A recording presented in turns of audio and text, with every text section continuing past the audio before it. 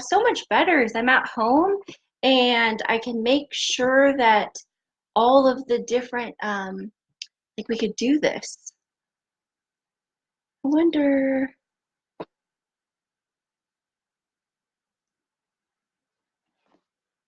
hi. Okay, we did it on the different things. So I've got different things going here. What do I have? I have a big, so I've got Instagram over here, Facebook over here. So, oh, hi Jones, that was quick. That was really fast. You're like the first one. You must have been waiting. Anyway, thanks for coming. But I know you're busy, so see you later. Hey, Cheryl.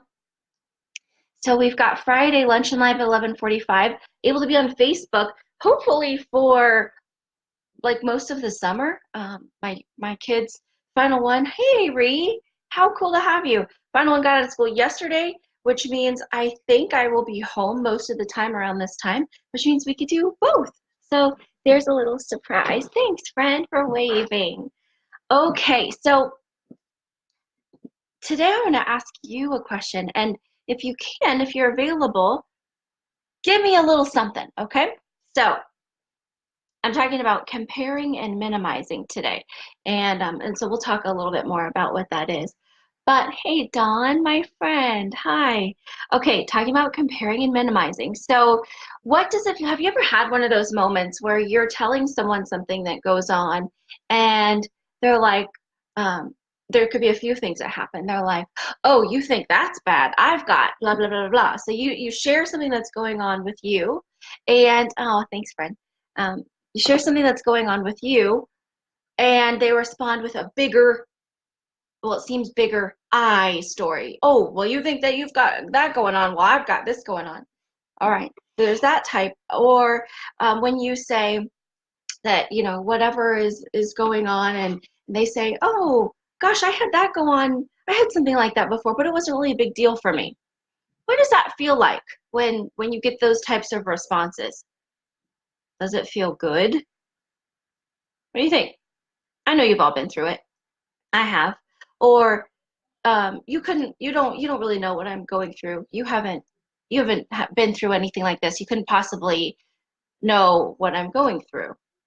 Um, do you guys get these types of responses? And I'm curious, what does it feel like for you? Um, we call those comparing and minimizing. Uh, and it's just something that doesn't really work well in conversation. So um, you say something that's going on with you. Somebody says, "Oh, hi, how are you?" And you actually tell them, or you're just, I don't know, already in a conversation, and you actually say, "Now I'm kind of hurting this whatever is going on," or "I just had this and this and this," and you give the lineup of the things that have been going on, like you're not important. Yeah, Cheryl, that's. I could say, "Hey, Mr. Bolte," I could say that doesn't feel good then, right? If you don't feel like you're important, I think that's probably not something that feels very, very good. Um, and that's what happens when we start to compare. We start to minimize the other person. And thank you, uh, Michael Bolte. I call him my brother, y'all. So we start to compare, we start to minimize what someone else might be feeling when we go into comparison. And we don't actually know what somebody could be feeling. So to minimize what it is for them, we can all guess is probably not very good, right? Or maybe it's sort of it could be received as a judgment. Yes, definitely something you pay attention to. Yeah, for sure. Um, I just had a nut. So there's like a little piece of skin stuck in my tooth, driving me nuts. So judged. When we feel minimized or when we feel like we're not important. Cheryl, if you share something like that just a story about yourself, and somebody's like, yeah, but or well, when I had that, I didn't think it was that big a deal, or something. And so we can feel kind of judged. Does that resonate with anyone? That feeling of they are not getting it. They think this is a joke, or they think I shouldn't be feeling the way that I am, or I'm just being dramatic. Do you ever get those feelings based on what people say? Uh, doesn't feel good, I'm pretty certain. Definitely, I like to say sweet and sour emotions, and I would say that's probably a sour one. Would we all agree? I would, personally. And I've actually been getting these kinds of things coming at me recently. I get them all the time, though. We all do. But it just doesn't feel good. So I want to pause for a minute and talk about that. We're constantly comparing relationships, losses, home size, car size, weight, body shape, hair color, skin color, eyeglasses. We're constantly comparing and minimizing someone else's experience, a lot of time placing judgment, like they don't care, like they're more important. Yeah, Cheryl, that is not fun at all, I would imagine, for you. I certainly don't like it myself. So this comparison thing, in fact, in terms of grief, because grief recovery specialist, right? Um, about grief, there are a lot of support groups. Have you ever heard those support groups as like the widows support group or the, I don't know, lost a child to drunk driving support group, or um, uh, you name it, a kid with illness support group, or specific type of illness. And we want to like categorize everything. You've heard of those, right? They're in movies and TV and at the hospitals, and there's support groups all over. You can find a support group for everything. And it's grouped by similar type of loss or change. Uh, but here's a little bit of stuff for you. So people believe that Charity First. Hi there. Hi, thanks for joining. So people believe that if it's not a similar loss, then you can't possibly understand. But here's the thing.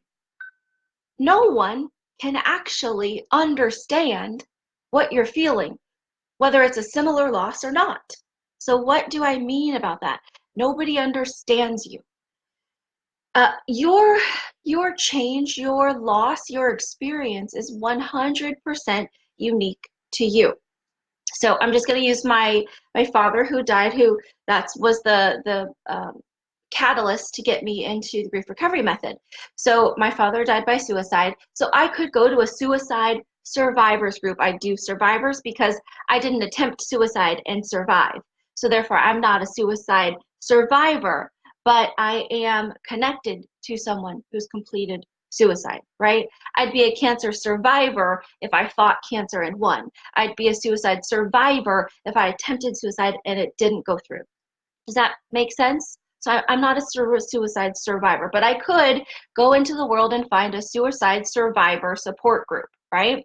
We're tracking. This makes sense. But the thing is, I would be there for the death or the suicide of my father. Now, my relationship with my father is completely unique and individual to me. No other person alive, even if their father has also completed suicide. You got it, Cheryl. Awesome. Yes, with me. Thank you, Michael. So no other person alive, even if they've experienced the suicide of their own father, can relate to what I'm feeling, because every single memory and experience I've had with my father is unique and individual to me. So even siblings, per se, which I didn't grow up with my father, but let's pretend that we did. Okay. So even if we all grew up in the same home with the same person, there could be that one time he took me on a walk and we went for ice cream. So there's one thing that makes my relationship with him different than everyone else's, right? The things we talked about and said on that walk to get ice cream would be different than any other experience that anyone had had with him, even if they also walked to get ice cream with him one day when I was not there. Their conversation, their connection is going to be completely unique to them in that moment. Yeah? So relationships, whether the person's in your life or not, is completely unique and individual to you. So even if I went into a survivor support, support group, nobody's actually going to understand me, because all loss, all change, all relationships are experienced in a very unique way to the person who's feeling it. Are we good? Does that make sense? All relationships are totally unique all the time, 100% of the time. So no one can actually understand the other person, even if your losses were similar. I could be grieving the loss of a dog, But you know what? You might be torn up. It might have been your best friend. But for me, I might be glad because that dog bit me one time. I don't know. Okay. So we can't actually understand a person. And so when we start comparing losses, oh, I totally know how you feel, or you couldn't possibly understand. You haven't been through what I've been through. You're right. I never, ever, ever will. All the experiences in your life, I will never be able to fully understand because I've not been in all of them with you. So when we start to compare, it robs dignity. Thank you, Bolty. But when we compare, it robs dignity. It robs the individuality of you and the loss that you've experienced or the change that you've gone through. Remember, grief is just the feelings you have when something changes. Okay? Feelings you have when something changes. So we, in the grief recovery method, we work with anyone who has experienced any type of loss or any type of change, because what we need to recognize is that you're hurting. And the steps to feel better, the steps are the same, but what you will identify at each step will be unique and individual to you. That's what makes grief recovery, one of the many things that makes grief recovery really cool and really unique, is that we don't need to have similar losses. Even if we did, I wouldn't understand what you're feeling anyway. Fortunately, I can really, I'm trained and just highly practiced and kind of a natural at finding people's emotion, seeing that something's hurting you, what's bothering you, what is that for you? Even if they tell me my dog died, oh, I could feel that, but what's that feeling like for you? Really missing the dog? Was it your best friend? Tell me about your relationship. You see, so I have to like figure out what this person really might be feeling. I can't assume that because their dog died, they're like super excited or super sad or super emotional. They're just telling me something, but I don't know what it means without asking questions. So in society, we keep doing this compare thing with the intent of minimizing someone else's experience or their feelings, and it doesn't work. We can't do that. I don't need to have a similar loss to see that you're hurting. I don't need to have a similar loss to see that you're in pain. I don't need to have a similar loss to help you feel better. I can show you what's required, where to look in your life, and show you how to find what it means for you. And then I can show you how to feel better, whether I have been through anything similar or not. Isn't that special? I think it's really special. So that's what one thing that makes Jerem really unique. So what I'd like for all of us to do to take from this Luncheon Live at 11:45 is just remember that all loss, every single one of them, every single relationship is 100% unique to the person who's sharing about it. So be really careful to say, oh, yeah, yeah, I know how that feels. Oh, yeah, yeah, I've been through that before. You haven't actually, because you have not been that person who's gone through that exact experience with all of their memories connected to it. Does that make sense? What kind of feedback, what kind of questions do you have about that one? Because that one's kind of different than what we've known before. Compare and minimization does not work. It robs dignity. Um, we're constantly in this whole like um, um, hierarchy of friendships, hierarchy of relationship, hierarchy of pain, hierarchy of loss, hierarchy of connection, hierarchy of income, hierarchy of whatever. Why are we doing that? Does it feel good if you feel like you've outshined someone, whether it's through your gain or through your loss? And if you do, why? Who cares? If you want to feel better, come to the Grief Recovery Method. Go to griefrecoverymethod.com. Find someone who can work with you locally if you prefer locally. I am one of like 65 in the world who can work with you online. I have this 2-day workshops training that you guys can travel and work a weekend with me if you'd like. I have those posted on my website, so you can find what those dates are. The first one coming, I think July, I have one August, one a month, one weekend a month, if that's something that works for you. But the point is, we really got to get out of this compare and minimize thing, it's just not working. It's not helpful, and it doesn't feel good for people. I know it doesn't feel good for you. So let's be really safe and be mindful on comparing and minimizing whatever it is, okay? Do we feel good on that? Anybody have questions? Hits home. Thanks for explaining. Cheryl, you're so welcome.